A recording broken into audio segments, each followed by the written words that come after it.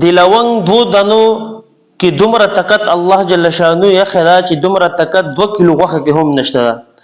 دغه 2 دانی لونګ استعمال کا طریقې درته خایمه خو دې فائدې وره ډېر زیاتې فائدې دي د لونګ ولا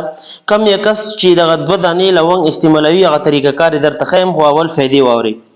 اول فائدې دا ده کچا په سر باندې درد وي نیم سره دا او پورا سر درد کوي نو دا 2 دانی لونګ اخرى نستا دغه سر ولا درد کوم نه الله جل شانه به ختم کی. دویمه فائدې دا ده چې ستا د غخونو څومره هم مسله ده کغه درد کوي د اورېج کوم وینه کوي یا هر بیماری د ستا د غخونو الله جل شانه به دغه لونګ په وجه الله جل شانه خکی. دریمه بیماری او دریمه فائدې کومه ده هغه دا ده چې ستا څومره هم دا قبض رضی یا ان خېټه خرابېږي د معده خرابېږي هضم چې کوم معده هضمول نه کوي څومره هم ستاسو د معده او د خېټې بیماری ده نو دغه 2 دانې لونګ اخرى ان شاء الله الله به ستاسو د دې په برکت دغه 3 چکمه غټي فائدې سر درد د معده او د غخونو ولا مسله حل کی او ډېر بشمار او دنیا فائدې دي د لونګ ولا طریقه کار څنګه